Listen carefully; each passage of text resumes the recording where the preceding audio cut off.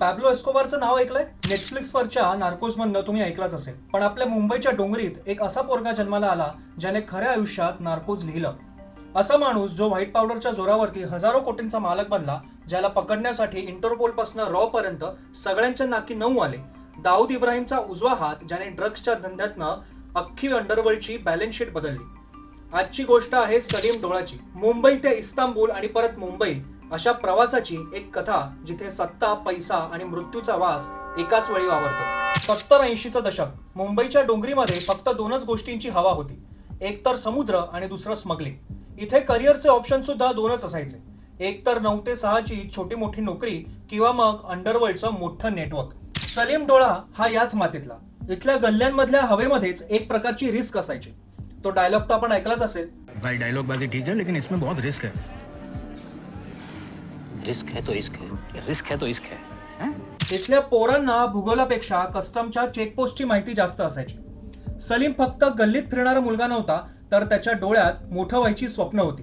आणि अंडरवर्ल्डमध्ये मोठं व्हायचा रस्ता हा रक्ताने माखलेला असतो, हे त्याला अगदी लहानपणीच कळलं होतं. सलीम डोळाची सुरुवात ही एका छोट्या डील पासून झाली. 1990 ची ती रात्र. दक्षिण मुंबईच्या गोदी परिसरात एका कोपऱ्यात सलीम उभा होता. त्याच्या हातामध्ये एक बॅग होती. ही त्याची पहिली कन्साइनमेंट होती. सलीमच्या हातात होती ती छोटी बॅग. समोर होता एक विदेशी नाविक.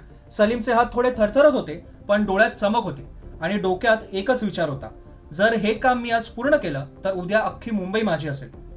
तो विदेशी नाविक सलीमकडे जातो. सलीम त्याला ती बॅग देतो आणि विदेशी नाविक एक दुसरी बॅग सलीमच्या हातात देतो.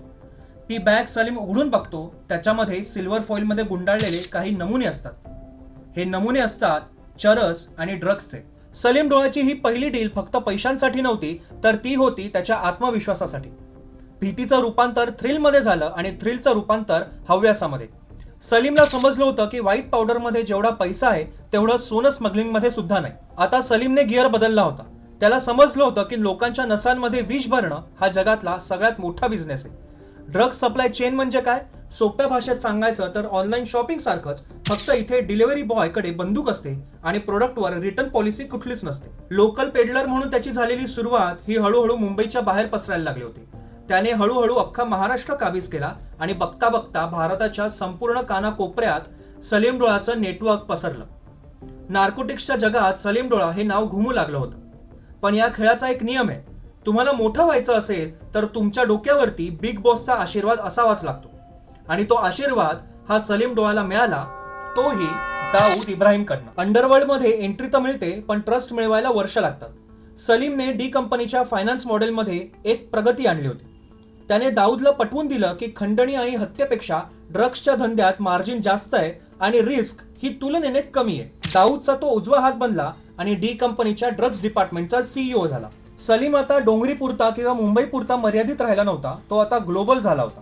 अफगाणिस्तानामधनं माल निघायचा, पाकिस्तान मार्गे तो भारतात यायचा आणि मग दुबई आणि तुर्की मार्गे थेट युरोपमध्ये पोचायचा. याला म्हणायचे बाल्कन रूट.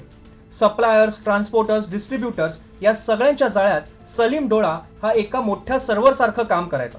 म्हणजे आपल्या डेटा सेंटर्समध्ये कसं एका मोठ्या सर्व्हरमधनं अनेक छोट्या छोट्या सर्व्हर्सकडे डेटा ट्रान्सफर केला जातो, त्याच पद्धतीने सलीम डोळाकडे माल यायचा आणि तो संपूर्ण जगामध्ये आपल्या ट्रान्सपोर्टर्स, डिस्ट्रीब्युटर्स, सप्लायर्स कडून विकायला न्यायचा. सलीम डोळा हे जे नार्कोटिक्सचं नेटवर्क चालवत होता, त्याच्यावरती जगातल्या कुठल्याही यंत्रणेची नजर अजूनपर्यंत पडली नव्हती.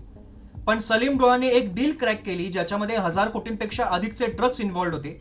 ही डील पूर्ण झाल्यानंतर मात्र जगातल्या प्रत्येक पोलिसांच्या हिट लिस्टवरती सलीम डोळाचं नाव आलं. दुबईच्या एका आलिशान हॉटेलमध्ये बसून सलीम डोळाने सगळी सूत्र हलवली. एका बाजूला तुर्कीचे माफिया आणि दुसऱ्या बाजूला युरोपियन सिंडिकेट. एक चुकीची हालचाल आणि ज्याचा अर्थ होता की सलीम डोळाला जेलमध्ये जाणं किंवा सलीम डोळाचा थेट एन्काउंटर होणं. पण सलीम डोळाने ही डील इतक्या सफाईने पार पाडली की पोलिसांना फक्त रिकामी जहाजं मिळाली.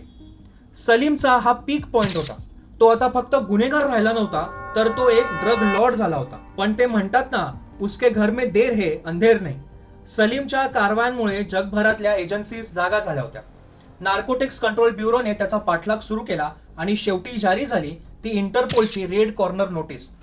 बघा, नेटफ्लिक्सवर वॉन्टेड असणं वेगळं, पण खऱ्या आयुष्यात इंटरपोलच्या हिट लिस्टमध्ये असणं ही एक वेगळीच लेवल होती. याचा अर्थ जगातल्या 190 देशांमधल्या पोलिसांनी तुमचा फोटो आपल्या खिशात ठेवलाय. इथे गोष्ट फक्त नशिल्या पदार्थांपुरती उरली नव्हती, तर तपासामध्ये असं समोर आलं की या ड्रग्सच्या धंद्यातून येणारा पैसा हा टेरर फंडिंगसाठी वापरला जातोय. निष्पाप लोकांच्या रक्ताने हा पैसा माखलेला होता. सलीम डोळा आता फक्त एक स्मगलर नव्हता, तर 190 देशांच्या सुरक्षेसाठी तो एक मोठा धोका बनला होता. पुढची काही वर्ष सलीम एका देशातून दुसऱ्या देशात पळत राहिला. बनावट पासपोर्ट, बदललेली नावं आणि सतत मागे असणारा मृत्यूचा धाक. दुबईच्या 7 स्टार मध्ये राहून सुद्धा तो शांत झोपू शकत नव्हता. हीच ती फरार जिंदगी. बाहेरून लक्झरी पण आतून फक्त भीती. आणि या सगळ्या स्टोरीचा क्लायमॅक्स होतो तो इस्तांबुलमध्ये.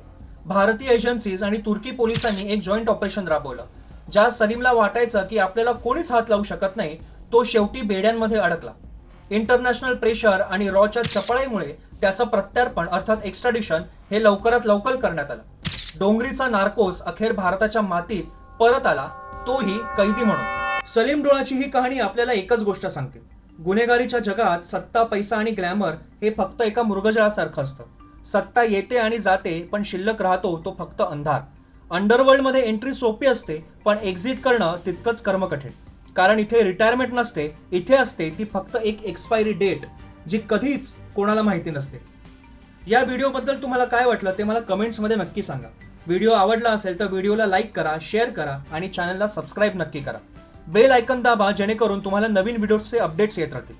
पुन्हा भेटू एका नवीन व्हिडिओमध्ये एका नवीन विषयासह. तोपर्यंत जय श्रीराम.